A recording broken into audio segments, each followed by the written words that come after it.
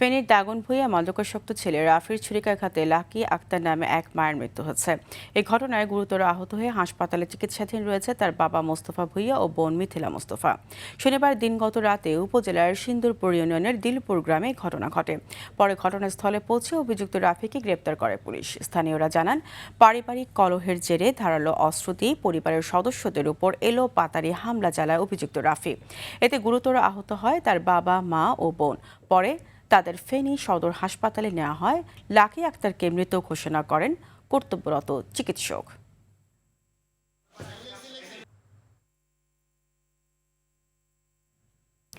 ফেনীতে ঘটে যাওয়া নৃশংস ঘটনার আরও খবর জানাতে সরাসরি যুক্ত হচ্ছেন সহকর্মী এম.এ. আকাশ। আকাশ, কলহের জেরে মাকে কুপিয়ে হত্যার বিষয়ে অভিযুক্ত ছেলের কোনো বক্তব্য পাওয়া গেছে কিনা সেই বিষয়ে জানাবেন। আপনি ইতিমধ্যেই কিছু তথ্য যোগ করেছেন। এছাড়াও আমাদেরকে পুলিশ সূত্র থেকে যেটি জানানো হয়েছে, যেহেতু সেই অভিযুক্তকে ইতিমধ্যেই গ্রেপ্তার করা হয়েছে, যেই ছেলের বয়স ছিল মাত্র 21 বছর।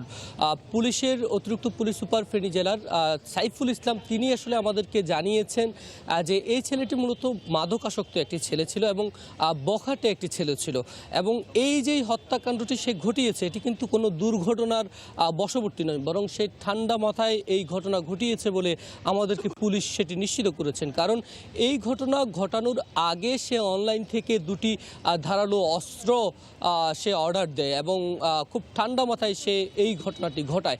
এবং গতকালকে যখন পুলিশ তাকে জিজ্ঞাসাবাদ করে, সামাজিক যোগাযোগ মাধ্যমে আমরা একটি ভিডিওতে দেখেছি যে সেই ছেলে আসলে দাবি করছে বারবারই বখাটে ছেলেদের সঙ্গে চলাফেরা এবং ঘোরাফেরা করার কারণে বাবা মায়ের পক্ষ থেকেই সচরাচর সন্তানদের যেভাবে সতর্ক করা হয় সেই ধরনের সতর্ক করার জন্যই মূলত সে ক্ষিপ্ত হয়ে ওঠে। এবং সে একজন শিক্ষার্থী ছিল রাফি, যার বয়স মাত্র 21 বছর, এবং সে প্রতিনিয়তই বাবা মায়ের প্রতি তার ক্ষোভ বাড়তে থাকে এবং সে বিভিন্নভাবে আসলে মাদকে আসক্ত হয়ে পড়েন, যার প্রভাব আমরা গতকালকেই দেখেছি যে গতকালকেই মা দিবসে সন্তানের হাতেই মা খুন হলেন।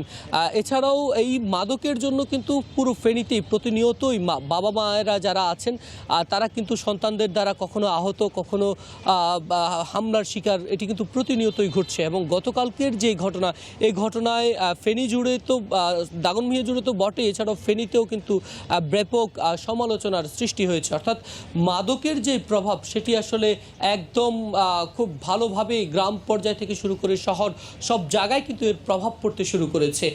তবে পুলিশ ইতিমধ্যে নিশ্চিত করেছে যে এই ঘটনায় মূলত ছেলে রাফি ঘটিয়েছেন এবং তাকে গ্রেপ্তার করা হয়েছে। এছাড়াও তার বাবা মোস্তফা এবং বোন মিথিলাও কিন্তু গুরুতর আহত অবস্থায় এখন চট্টগ্রাম মেডিকেলে রয়েছে বলে আমাদেরকে নিশ্চিত করা হয়েছে। সবকিছু মিলে আমার কাছে এই ছিল ফেনী থেকে সর্বশেষ।